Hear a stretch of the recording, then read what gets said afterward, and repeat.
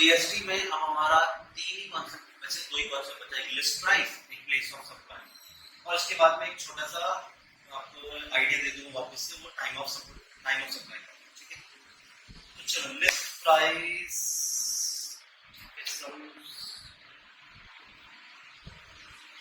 अच्छा list price एक simple तरीका समझ लो, मैंने कोई प्रोडक्ट बनाया है या मैंने कोई प्रोडक्ट लेके आया हूँ और मैं आगे डिस्ट्रीब्यूट करता, अलग अलग लोगों को बेचता हूँ। तो ये जो गुड्स है इसका प्रोडक्ट का प्राइस दिया होगा, जिसको हम बोलते हैं लिस्ट प्राइस, जिसके अंदर कोई भी खर्चा जुड़ा हुआ नहीं है, या तो जुड़ा हुआ होगा या तो नहीं होगा, वो स्पेसिफाई करते हैं। एक्सपेंसेस एक्सक्लूसिव है या इंक्लूसिव है, टैक्सेस इंक्लूसिव है एक्सक्लूसिव है, जो भी। अब इस प्राइस में सामने वाला जो डीलर है जिससे हम बेच रहे हैं गुड्स, वो बोल रहा है हमें कि आप वेरियस खर्चे और करो प्रोडक्ट पे और हमें ये प्रोडक्ट बेचो, या तो हम उन्हें बोल रहे हैं कि भैया ये एडिशनल खर्चे होंगे, उस हिसाब से आपको ये प्रोडक्ट देना पड़ेगा। आपको ढूंढना है ओवरऑल गुड्स की टैक्सेबल वैल्यू कितनी, और उसके बाद जीएसटी कैलकुलेट करना। इसमें कुछ चीजें कंसीडर करनी है, कुछ नहीं। अब पहली बात, अगर मैं सप्लायर हूं, सामने वाला जो परचेजर है इसको मैं गुड्स बेच रहा हूं, इसके बिहाफ पे अगर मैं कोई खर्चा कर रहा हूं तो वो लिस्ट प्राइस पे के ऊपर ऐड हो जाएगा, मतलब टैक्सेबल वैल्यू फाइंड आउट करते वक्त ये ऐड हो जाएगा। तो हमने क्या देखा है, expense on behalf of purchaser, हमने उसके बिहाफ पे कोई खर्चा किया तो आपके लिस्ट प्राइस में जुड़ जाएगी अमाउंट, टैक्सेबल वैल्यू कैलकुलेट होगी। इसके अलावा कोई भी एक्सपेंसेस आए वो तो जुड़ने ही वाला है। दूसरा, अगर क्वेश्चन में सीजीएसटी और एसजीएसटी ऑलरेडी दिया हुआ है तो उसे कंसीडर नहीं करना, माइट बी वो परचेज के ऊपर हो, आप तो जीएसटी कैलकुलेट करेंगे टैक्सेबल वैल्यू मिलने के बाद। तीसरा, सब्सिडी मिली है, चौथा भी सब्सिडी। अब सब्सिडी मुझे नॉन गवर्नमेंट से मिली, नॉन गवर्नमेंट एनजीओ से मिली, या तो मुझे गवर्नमेंट से मिली। अगर तो मुझे एनजीओ से या किसी प्राइवेट जगह से मुझे सब्सिडी मिली है तो ये तो आपके लिस्ट प्राइस में ऐड हो जाएगा। भाई सब्सिडी मुझे मिली है, परचेजर को क्यों बेनिफिट लेने दो उसका, और अगर मुझे सब्सिडी गवर्नमेंट से मिली है तो इसका बेनिफिट मिल जाएगा दोनों को, और ये हमारे लिस्ट प्राइस में जुड़ेगा नहीं। बस ये चार चीजें याद रख लो, बाकी हम सब कैटेगरी से डिस्कस करके ही सॉल्व करेंगे। तो देखते हैं लिस्ट प्राइस में क्या होगा।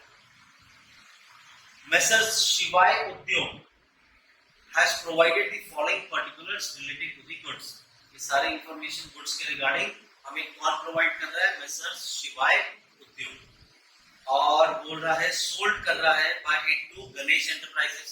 तो हम किसके लिए कैलकुलेशन कर रहे हैं, शिवाय उद्योग के लिए हम लोग कैलकुलेट कर रहे हैं, और जो परचेज कर रहा है हमसे गुड्स उसका नाम है गणेश एंटरप्राइजेस। अब हमने सामने गणेश एंटरप्राइजेस को बोला, देखो भाई list price of goods is 60,000, और जो म्युनिसिपल कॉर्पोरेशन है हमारे एरिया का वो इसके गुड्स के ऊपर टैक्स चार्ज करता है 10,000, तो आपका प्रोडक्ट हो जाएगा 70,000। सामने वाला जो परचेजर है गणेश एंटरप्राइजेस बोलता है इसके ऊपर एक प्राइमरी पैकिंग करो गुड्स के ऊपर, मैं बोला उसका 2,500 का खर्चा हो जाएगा। फिर वो बोलता है एक्स्ट्रा प्रोटेक्टिव पैकिंग करो, अरे वो नहीं आता प्लास्टिक का बबल्स होते हैं, एयर बबल, ऐसा प्लास्टिक का पैकिंग करने में मैं बोल रहा हूँ 1,000 रुपये और लग जाएगा। फिर सीजीएसटी एसजीएसटी तो हम लेंगे। Special printing of its name and trademark on the goods, जो हम प्रोडक्ट दे रहे हैं उसे, मान के चलो हमारा प्रोडक्ट यहाँ पे तो बोला नहीं प्रोडक्ट क्या है, सोलार लैंप है, सोलार लैंप हमने बनाया, ठीक है, तो उसके ऊपर बोलता है कि मेरा लोगो आना चाहिए वो प्रोडक्ट के ऊपर, मैं बोला उसका 2,500 रुपये खर्चा हो जाएगा। उसके बाद वो वेटमेंट चार्जेस के ऊपर वजन चेक करना है, कैलकुलेट होगी, लोड करके भेजना है, वेटमेंट चार्जेस लग गया। ये सारे खर्चे में ऐड कर दूंगा क्योंकि ये प्रोडक्ट उसे जो मैं बेचने जा रहा हूँ, तो ये सारे खर्चे जोड़ने के बाद जीएसटी चार्ज करना। हम क्या नहीं कंसीडर करेंगे, सीजीएसटी एसजीएसटी कंसीडर नहीं करेंगे।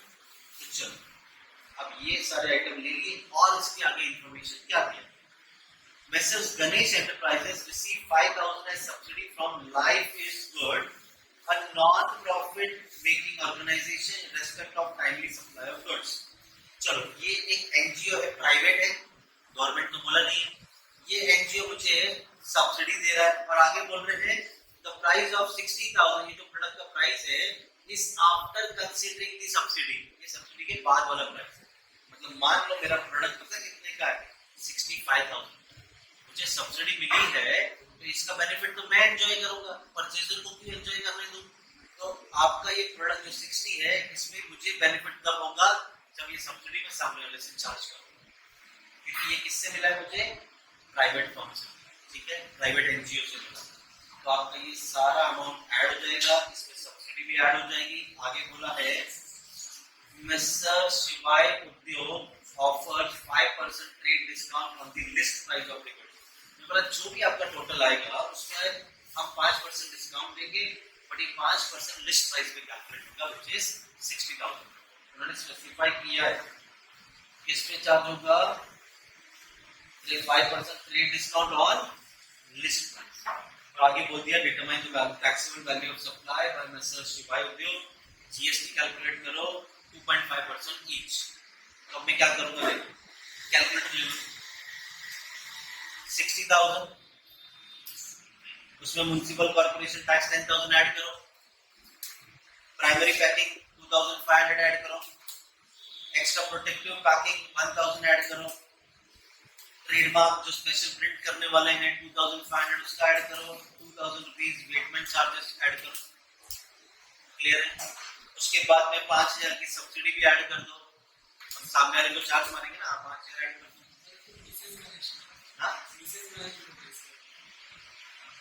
उसको मिला ठीक है, लेकिन ये सब्सिडी जो मिली ये तो कंसीडर होगी, प्रोडक्ट का प्राइस बढ़ेगा उसके बाद उसका प्राइस है ना, तो ये 5,000 ऐड करके ही हमें टैक्सेबल वैल्यू मिलेगी, ठीक है। तो चलो ऐड करो अभी इसमें 5,000, ठीक है। अब 83,000 आपका टैक्सेबल वैल्यू आ गया, इसमें मैं 5% डिस्काउंट माइनस करूंगा, ये 5% लेकिन किस पे कैलकुलेट होगा, 60,000 पे। 60,000 का 10% 6,000, तो 5% हुआ 3,000। 83,000 में से 3,000 गया तो बचा 80,000। इसी को हम सॉल्व करके बताते हैं। देखिए हम टैक्सेबल वैल्यू कैलकुलेट करेंगे, पहले तो लिस्ट प्राइस ले लिया हमने 60,000,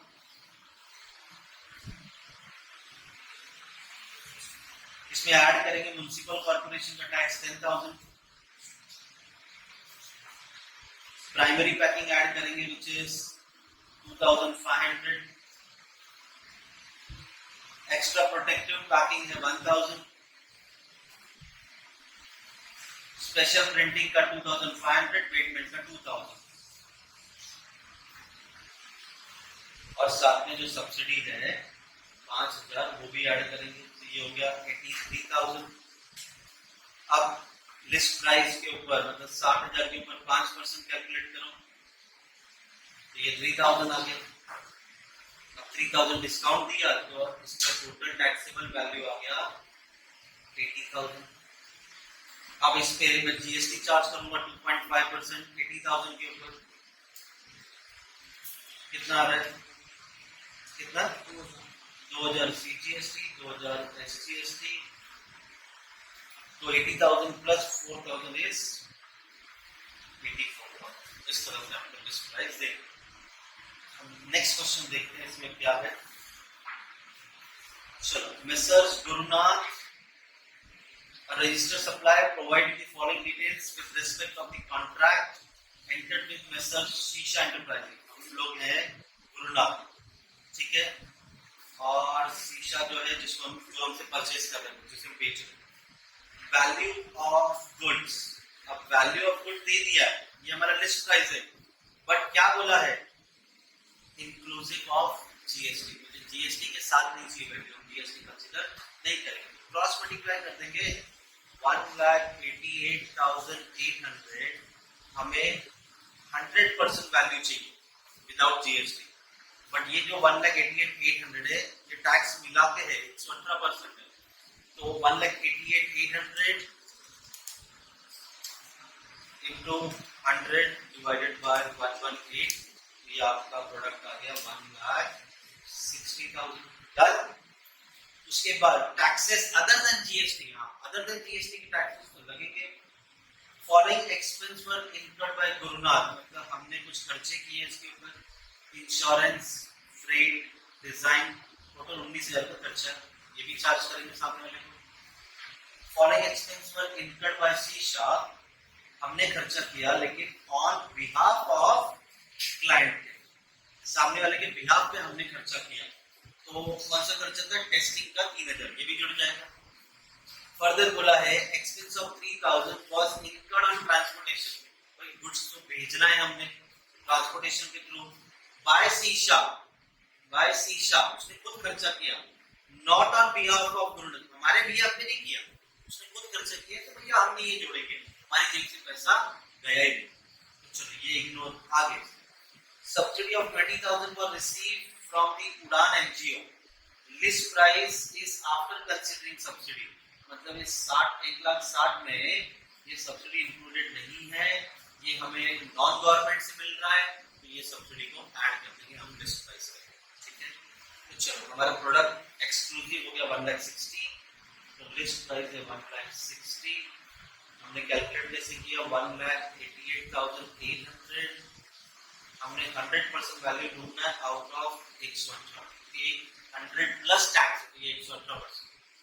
चलो अदर देन जीएसटी 18,500 का खर्चा है टैक्सेस, उसके बाद 8,000, 5,000, 6,000, 3 खर्चे और दिए, 8,000, 5,000 और 6,000, टोटल कर दो जरा इसका 195, 197, 500।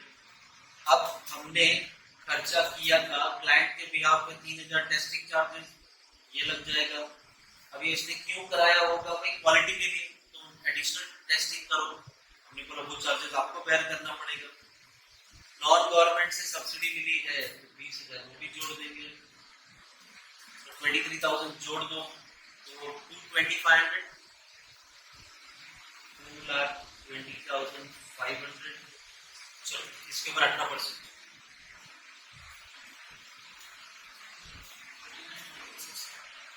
39,690। अब क्यों हमने 18%? यहाँ पे तो हमें जीएसटी बोला नहीं, बट जीएसटी का रेट तो हमें पता है ना 18%, वो भी कौन सा है? आईजीएसटी, तो हमने भी क्या चार्ज किया? आईजीएसटी। चलो टोटल कर दो कितना आ रहा है? 2,61,000,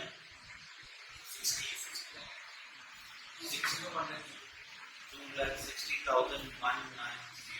डन। ये सब्सिडी जो देंगे सेलर को लगेगी हमारे, अगर सब्सिडी हमको मिलेगी तो मिस्टेक है। एक भैया चलो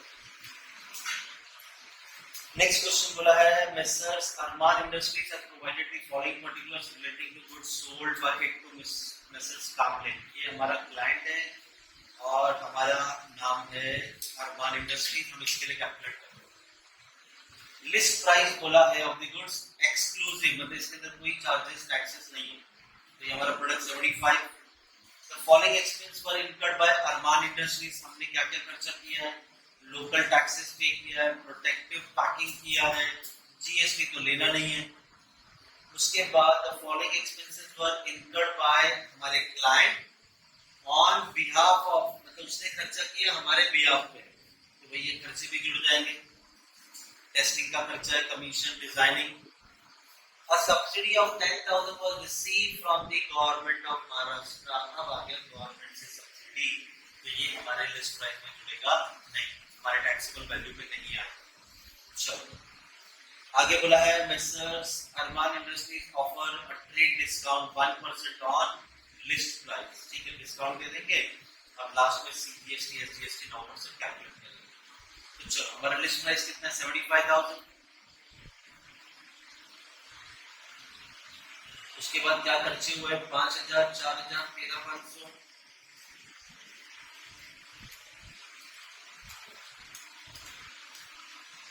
5,000, ये टैक्स तो नहीं आएगा ना। उसके बाद हमारे भैया पे 3 खर्चे और किए हैं, 4, 6 और 2। टोटल करो कितना, 96,000। हमने उसे बोला कि हम आपको 1% डिस्काउंट देंगे। 1% किसका, 75,000 का। ये आ गया 750, माइनस करो। चलो भाई 95 to 50 के ऊपर 9% कैलकुलेट करो। हाँ 95 to 50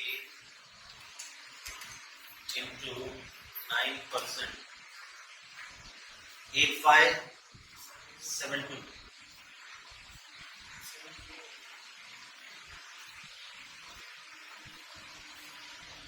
टोटल तो आगे कितना, वैसे सेम ही होगी अमाउंट, 33 ले लेते हैं, दोनों अलग अलग कैसे। चलो 1 रुपये ज्यादा दे दीजिए या कम दे दो, ठीक है। तो 95 to 50 इसमें ऐड किया तो कितना आ रहा है, 1,12,396। डन।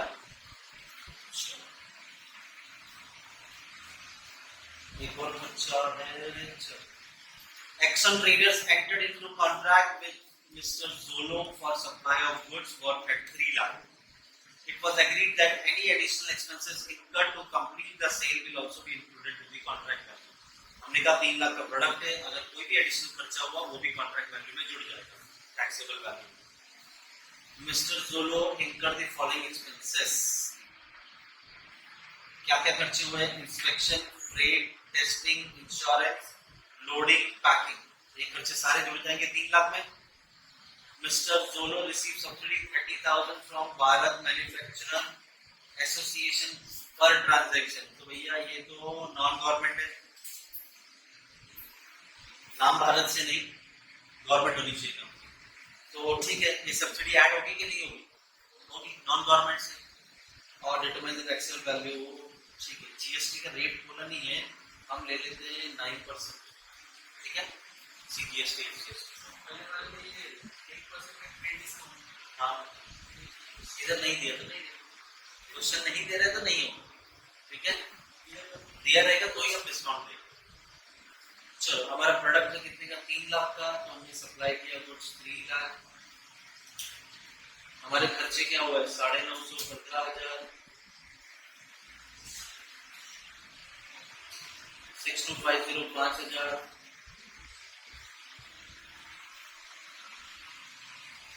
3540 और 8,000। ये टोटल करो,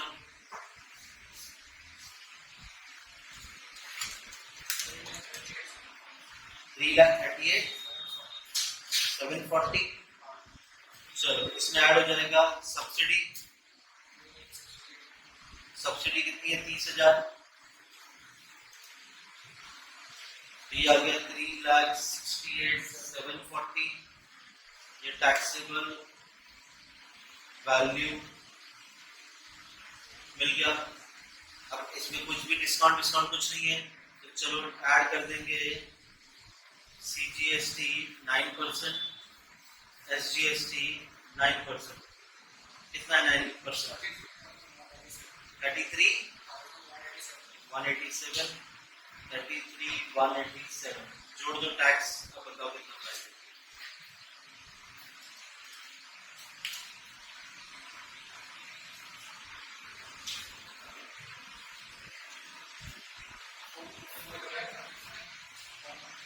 $4,35,113। एक लास्ट क्वेश्चन है इसी के रिगार्डिंग। अब तो मुझे बताओ साथ में क्या क्या ऐड होगा क्या नहीं। Mister Jaydev, a registered supplier, provides you the following details with respect of the contract entered with Mr. Sara Enterprises।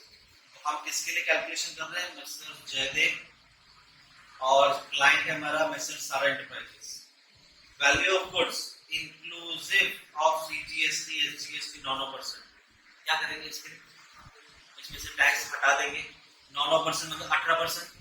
इसका मतलब 141,600 मुझे विदाउट टैक्स की अमाउंट चाहिए, एक्सक्लूसिव मतलब 100% वैल्यू चाहिए। अब इसके अंदर तो 9 18% एडेड है, मतलब ये 141,600 118% है। 1,20,000 मिल गया हमें exclusive of tax. Taxes other than GST add होगा कि नहीं होगा? गुड, होगा। उसके बाद में एक्सपेंसेस इनकर्ड बाय जयदेव, हमने कुछ खर्चे किए हैं 6,000 test packing transport testing add होगा। Following expense incurred by mister शीशा एंटरप्राइजेस, हमारे बिहाफ पे खर्चा किया है, ठीक है? नहीं, ध्यान दो, शीशा ने सारा है।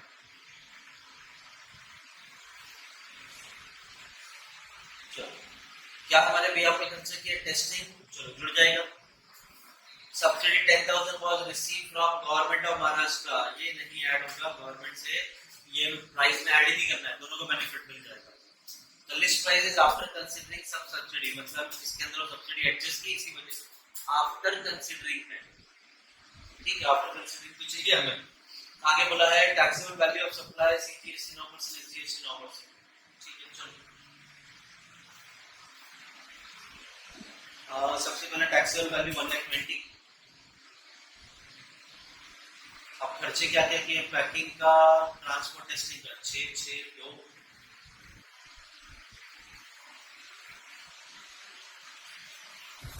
और हमारे बिहाफ पे खर्चे किए थे टेस्टिंग का 1,000, टोटल करो 6, 6, 12, 13, 15, 1,35,000। इसमें ऐड कर देंगे सब्सिडी, नहीं सब्सिडी तो आएगी नहीं ना गवर्नमेंट से, ठीक है? और बचेगा कुछ भी नहीं, क्या है? टैक्स कैलकुलेट होगा ना अभी, तो यहाँ पे ऐड। अच्छा, वो लिया ही नहीं है, ठीक है? नीचे ले लेते हैं 15,000, उसे भी ले लेते हैं। टोटल कितना हुआ? 1,50,000। 200 कैसे? 15,200 है।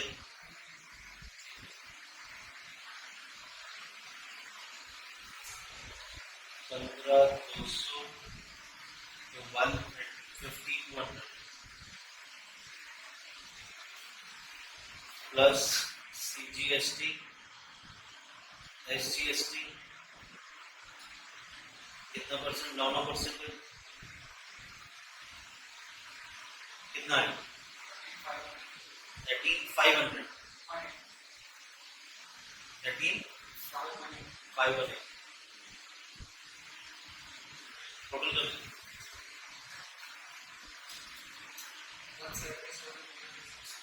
177, 236। डन, ये तो हमारा लिस्ट है।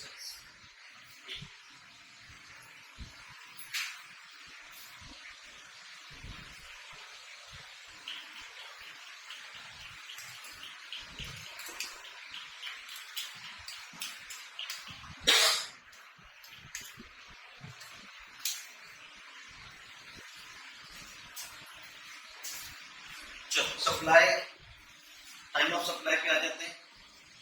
इसके लिए तो मैंने तुमको दिया हुआ है ऑलरेडी ये कंडीशंस। अब एक 5 में से कुछ ना कुछ पूछेंगे, ठीक है? ध्यान देना, आपको क्वेश्चन में टाइम ऑफ सप्लाई में अलग अलग सिनेरियो दिए होंगे, ठीक है? हमें हर एक सिनेरियो में लोकेशन बतानी है, टाइम ऑफ सप्लाई क्या होगा, लेकिन वो किस हिसाब से बताएंगे? इन कंडीशन के हिसाब से। वो जो एक एक लाइन रीड करेंगे वहां पे आपको या तो बोला होगा गुड्स इंपोर्ट कर रहे हैं, या तो इवेंट के बारे में बोला होगा, या परफॉर्मेंस ऑफ आर्टिस्ट के बारे में बोला होगा, या मूवमेंट ऑफ गुड्स, या इंस्टॉलेशन ऑफ गुड्स के बारे में बोला। अगर इंपोर्ट हुआ है तो प्लेस ऑफ सप्लाई होगी, रेसिपिएंट का लोकेशन क्या होगा। अगर इवेंट हेल्ड आउटसाइड इंडिया है तो प्लेस ऑफ सप्लाई होगा लोकेशन ऑफ रेसिपिएंट। परफॉर्मेंस के केस में लोकेशन कहां परफॉर्म किया जा रहा है, मूवमेंट के केस में जहां हमारी सप्लाई टर्मिनेट हो रही है, खत्म हो रही है, और इंस्टॉलेशन के केस में जहां हमारी इंस्टॉलेशन हो रही है। बड़ा सिंपल है। इंपोर्ट और देखो दोनों आउटसाइड इंडिया की बात है। इंपोर्ट कर रहे हैं आउटसाइड से और इवेंट हो रहा है आउटसाइड इंडिया के बाहर। जो भी होगा लोकेशन पता करो, रेसिपिएंट जो आपसे जो हम इंपोर्ट कर रहे हैं तो हमारी लोकेशन क्या है। इवेंट हम जाके आउटसाइड इंडिया हैंडल कर रहे हैं तो हमारी लोकेशन क्या है। ये दो लोकेशन याद है। बाकी तो बड़ा सिंपल है। परफॉर्मेंस जहां हो रहा है, मूवमेंट जहां खत्म हो रहा है, इंस्टॉलेशन जहां हो रहा है, that is place of supply. चलो इसको साथ में रख के सॉल्व करते हैं। ठीक, पहला कंडीशन क्या दिया?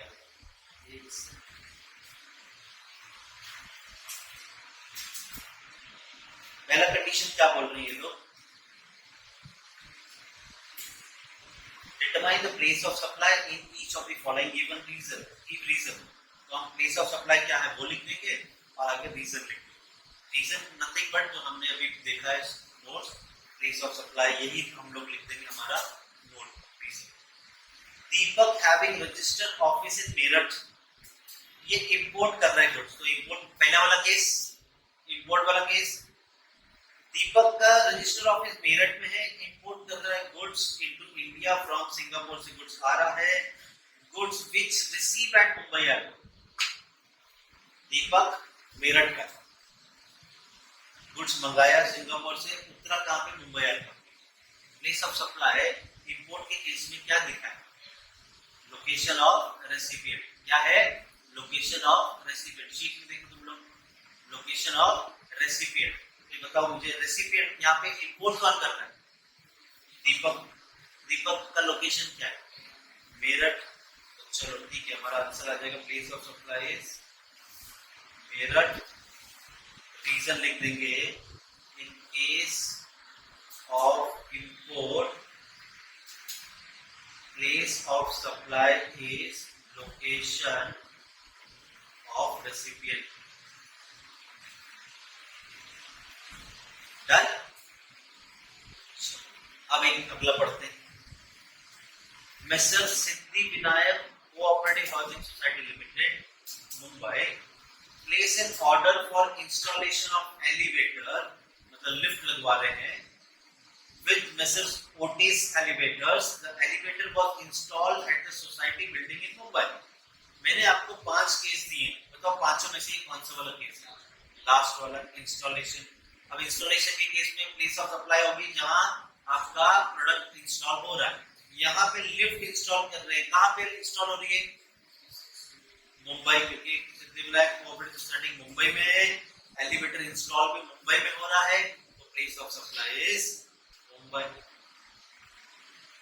रीजन लिख देंगे in case of installation place of supply is place of installation.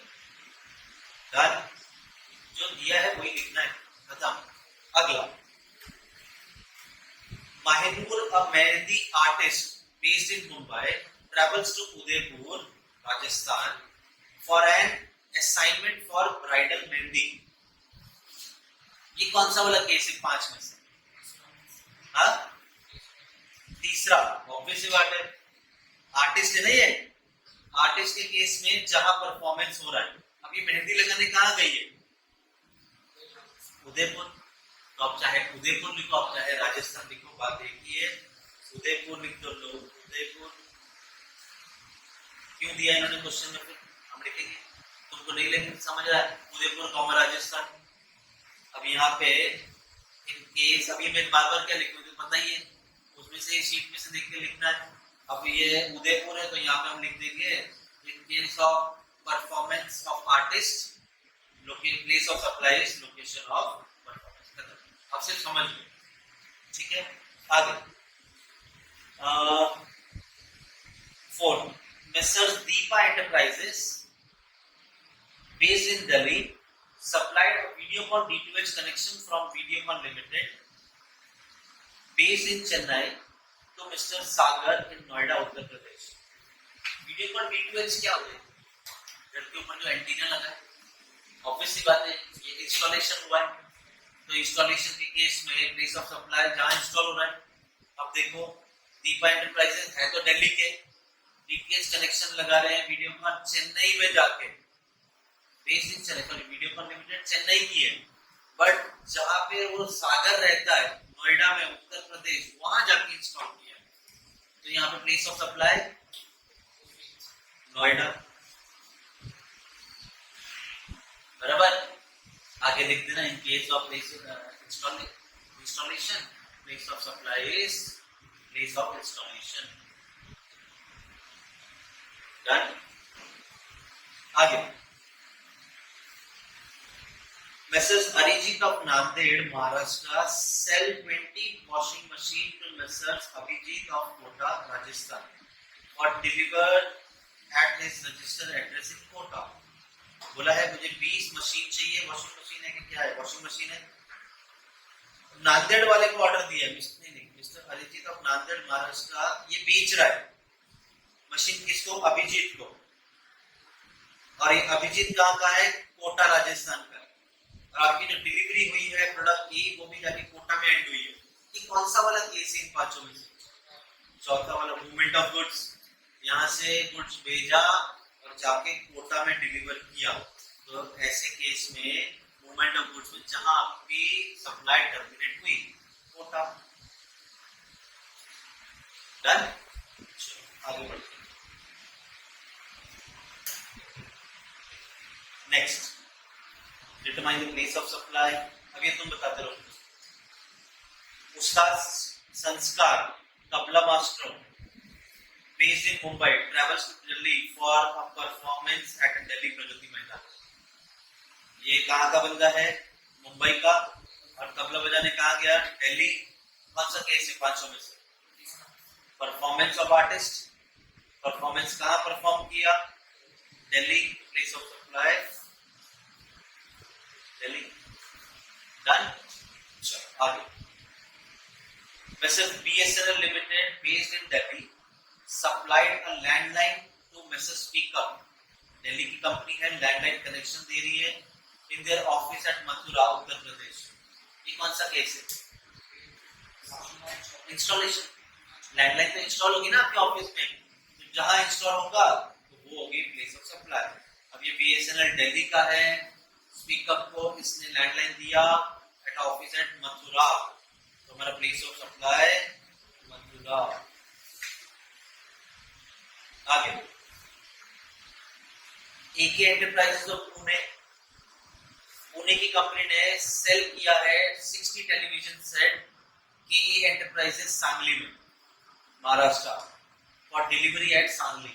ठीक है, उसमें इसने एके ने 60 टीवी बेचा सांगली में किसी पर्सन को, और डिलीवरी भी कहां हुई? सांगली में। कौन सा वाला केस है पांचों में से?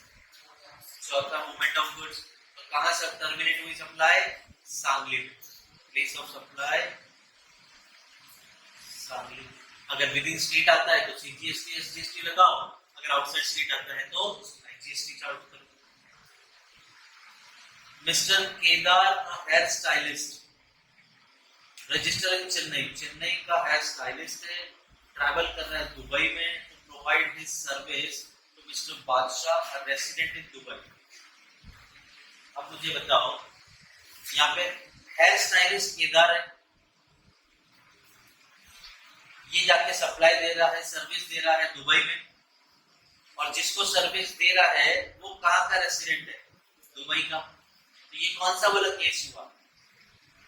कौन सा वाला केस हुआ? परफॉर्मेंस। हेयर स्टाइलिस्ट आर्टिस्ट है, वो परफॉर्मेंस जहां देगा वो प्लेस ऑफ सप्लाई। फिर ये कहाँ का रजिस्टर है वो छोड़ दो, परफॉर्मेंस कहाँ हुआ? दुबई। दोनों सेम है बट याद रखने के। आगे, मिस्टर राज शर्मा, पंजाब में registered comedian, hosted a comedy show at Muscat on birthday of Mr. Teja, a Mumbai-based registered person.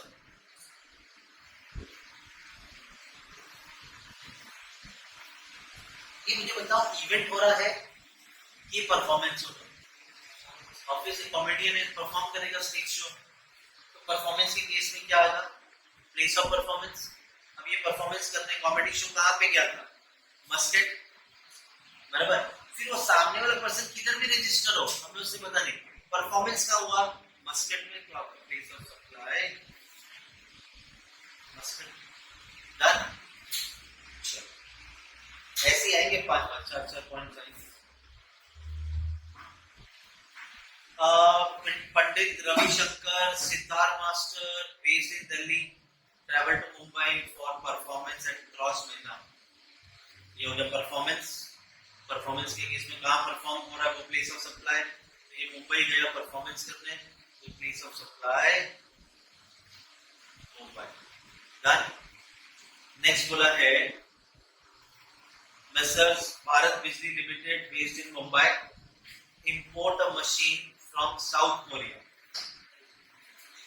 पहला वाला केस अगर आप इंपोर्ट करोगे तो जो इंपोर्ट कर रहा है उसकी लोकेशन, तो ये भारत बिजली लिमिटेड ने इंपोर्ट किया, ये तो मुंबई का है ना, साउथ कोरिया से सर्विस लिया, तो आपकी प्लेस ऑफ सप्लाई हो गई मुंबई। इंपोर्ट के केस में जो सर्विस ले रहा है उसकी प्लेस। आगे Messrs MTNL Mumbai Maharashtra install कर रही है landline at the resident of mister Dev जबकि नवी मुंबई। अच्छा, इंस्टॉलेशन के केस में कहाँ इंस्टॉल हो रहा है, that is place of supply. तो इंस्टॉल कहाँ हो रहा है, नवी मुंबई, तो place of supply Navi Mumbai. Next है mister Jatin, a hairstylist registered in Udaipur, Rajasthan, traveled to Singapore to provide his service to Messrs. Poor Hair, a resident of Singapore. अब ये hair stylist है तो ऑब्वियस आर्टिस्ट है, कहाँ परफॉर्मेंस करने गया है, हेयर स्टाइलिस्ट उदयपुर का है, सिंगापुर गया है, तो place of supply Singapore. Last mister Vijay Kumar based in Hyderabad Telangana provide कर रहे software services to his client in Telangana. पहली बात तो कहानी खत्म, दोनों तेलंगाना के, तो place of supply Telangana. Done. Next reason लिख लो, यहाँ पे सॉफ्टवेयर सर्विस प्रोवाइडेड, तो यहाँ पे जहाँ पे प्रोवाइड कर रहे हैं वो होगी आपकी प्लेस ऑफ सप्लाई। चलो और बस लास्ट है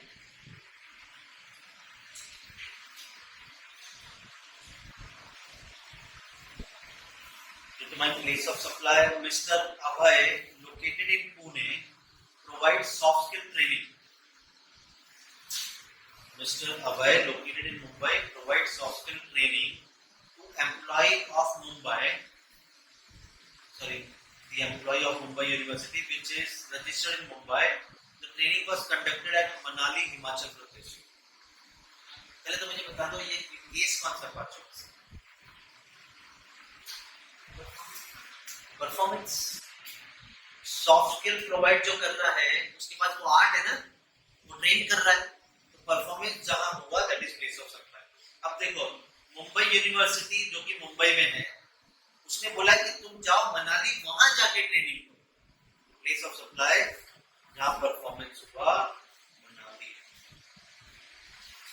डन। आगे mister Ashok of Nandurbar Maharashtra sale कर रहा है 50 air condition to mister Chauhan of Rajkot Gujarat for delivery और mister Chauhan place in Rajkot. 50 TV बेचे और गुड्स जाके कहाँ पे अनलोड हुआ है, राजकोट, तो प्लेस ऑफ सप्लाई जहाँ पे टर्मिनेशन होगा मूवमेंट के केस में। नेक्स्ट है mister Abhinav of Mumbai purchase कर रहा है new elevator from ThyssenKrupp to be installed in the factory at Nani Daman। ये तो हो गया इंस्टॉलेशन का केस। इंस्टॉलेशन के केस में प्लेस ऑफ इंस्टॉलेशन इंस्टॉल हो रहा है नानी दमन। नेक्स्ट है Mrs tehri of Gurugram Haryana registered person import कर रहे हैं इलेक्ट्रिक आयरन। इंपोर्ट के केस में रेसिपिएंट की लोकेशन तहरीर तो गुरुग्राम की है, तो इसका प्लेस ऑफ सप्लाई है गुरुग्राम। उसने इंपोर्ट किया है ऑस्ट्रेलिया से, कहीं से भी करो, आपका डिलीवरी भी कहीं पर भी आए, बट वो जो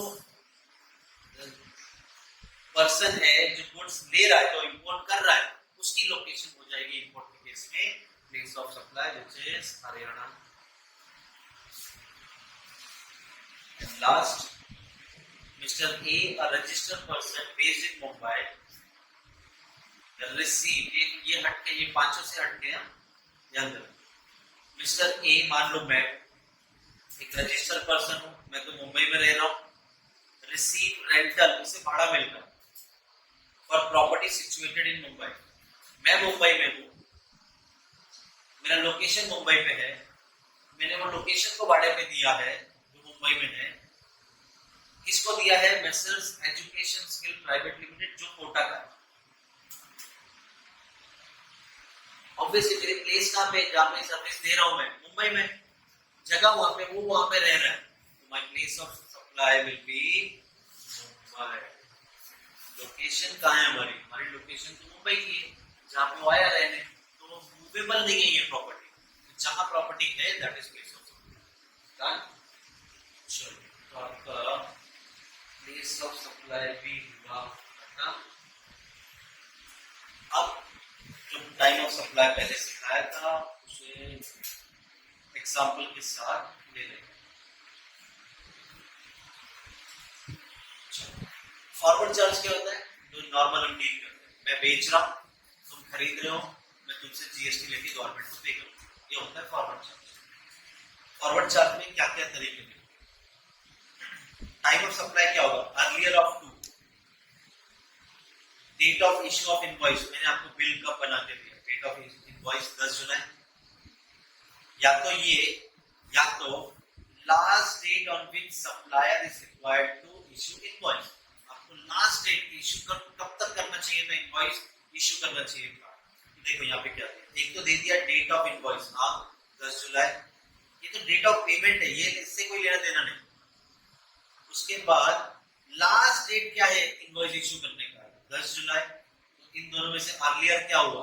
10 जुलाई सेम डेट है, time of supply is 10th of July। ऐसे मल्टीपल आइटम्स दे सकते हैं, आपको हर एक का फाइंड आउट करना है। तो अगर जनरल नॉर्मल क्वेश्चन है फॉरवर्ड चार्ज के केस में, तो आपको दोनों में से जो आगे, हमने भी पहला सम जो टाइम ऑफ सप्लाई किया था उसमें दो चीजों को ही कंपेयर किया था। ठीक, आगे स्पेशल केस है अप्रूवल पे, मतलब मैंने गुड्स दिया, यूज कर लो, भेजा, बेचो, अप्रूवल में बेचो, तुम्हें सही लगा तो इस्तेमाल करने, तो वापस दे। ऐसे केस में मुझे, अगर तुम खरीद रहे हो तो मुझे तुमसे अप्रूवल कब मिला वो इंपॉर्टेंट है। यहाँ पे बोला टाइम ऑफ सप्लाई, अर्लियर क्या हो? When it becomes known to the supplier, मुझे जब मालूम पड़ा कि that the supply has taken place, जब मैं मान चुका हूँ कि मैंने गुड्स भेजा, उस टाइम के बाद आपने बोला कि हाँ मैं खरीद रहा हूँ, अप्रूवल मिल गया, या तो वो डेट, या तो 6 महीना from the date goods were sent, जब मैंने भेजा आपको गुड्स, मैं थोड़ी ना साल भर वेट करूंगा, 6 महीने, या तो जिस दिन अप्रूवल दे दिया, दोनों में से जो अर्लियर होगा दैट इज सप्लाई। अब यहाँ टाइम ऑफ सप्लाई, अब यहाँ पे आपको क्या क्या देगा? गुड्स सेंड किया 1 जनवरी को, अप्रूवल मिल गया मुझे 10 अप्रैल को, और 6 महीना गुड्स भेज के, जनवरी से 6 महीना 30 जून ही आएगा। तो अब मुझे क्या चाहिए? अप्रूवल किस दिन मिला और 6 महीना भेजने से, दोनों में से जो अर्लियर होगा that will be time of supply. तो यहाँ पे हो गया 10 अप्रैल टाइम ऑफ सप्लाई। तो आपको दो केस समझ गए, फॉरवर्ड और सेकंड। हमारा स्पेशल केस में पहली चीज हमने सीखी है अप्रूवल, दूसरा कंटिन्यूअस सप्लाई।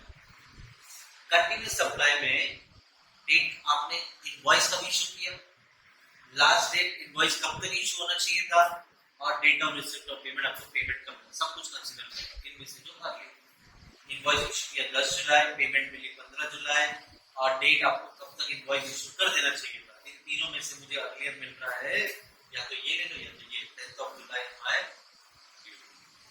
ठीक है। ये हो गया हमारा टाइम ऑफ सप्लाई।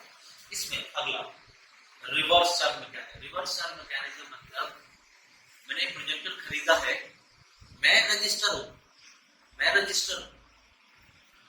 लेकिन सामने वाला रजिस्टर नहीं है जिससे मैं खरीद रहा हूं। तो ऐसे केस में मुझे बिल तो देगा, वो तो अनरजिस्टर है। तो ऐसे केस में मेरे ऊपर आ जाएगा कि मैं अपनी जेब से जीएसटी गवर्नमेंट को पे करूं। रिवर्स फॉरवर्ड चार्ज में क्या हो रहा था, अगर वो रजिस्टर्ड पर्सन से मैंने खरीदा होता तो बिल में मुझे लगाता जीएसटी में, तभी उसको दे देता और वो जाके पे करता गवर्नमेंट को। ये फॉरवर्ड केस। रिवर्स में वही रजिस्टर नहीं, मैं खरीद रहा हूं, तो इसके ऊपर क्या वो खरीदने वाले के ऊपर आ गया जीएसटी की लायबिलिटी, उसकी जिम्मेदारी बनती है गवर्नमेंट को पे करना। अब रिवर्स चार्ज मैकेनिज्म होता है, यहाँ पे तीन चीजों को कंपेयर करते हैं। Date of receipt of goods, मुझे गुड्स मिला था, date of payment as per the books of account या तो date of debit in the bank account. ये दोनों डेट आपको क्वेश्चन में दी होगी कि बुक्स ऑफ अकाउंट में आपने कब रिकॉर्ड किया और आपके अकाउंट में कब पैसा आया, ये डेट्स भी दी होगी। तो आप लोग क्या करना, पहले ये सॉर्ट कर देना। इन दोनों में से पहले कोई अर्लियर है वो ले लो। ये मान लो आपने बुक्स में रिकॉर्ड किया 5 तारीख को, आपके अकाउंट में डेबिट हुआ 7 तारीख को, तो इनमें से अर्लियर क्या है 5, पहले ये कंसीडर करो। Date of receipt of goods, इन दोनों में से अर्लियर या तो 31st day from the date of issue of invoice to the supplier. अब देखो ये डेट्स मिलते हैं क्या, गुड्स रिसीव मिल गया 1 जुलाई। डेट ऑफ पेमेंट बुक्स में कब हुआ है और डेबिट कब हुआ है, तो यहाँ पे पेमेंट दे दिया हमें, लेकिन बुक्स में कब हुआ है वो नहीं। तो हमें तो वैसे भी इन दोनों में से अर्लियर क्या बोले ना। और उसके बाद में 31st day from the issue of invoice. Invoice issue करने के बाद आपका 31st डे बनता है 1 अगस्त। इन तीनों में से जो अर्लियर होगा, यहाँ पे जुलाई, अगस्त बाद में आता है ना, उल्टा हो गया, यहाँ पे 1 जुलाई आएगा आपका, बराबर तो 1 जुलाई तो मिलेगा अगस्त में, तो 1 जुलाई आपका time of supply. Time of supply complete, ये ओवरऑल हो गया। 2 मॉडल पेपर लूंगा एग्जैक्ट, इसमें एमसीक्यूज, थियरी क्वेश्चन सब कुछ होगा। 2 मॉडल पेपर लेंगे, ऐसे ही क्वेश्चन आएंगे एग्जाम। ठीक है।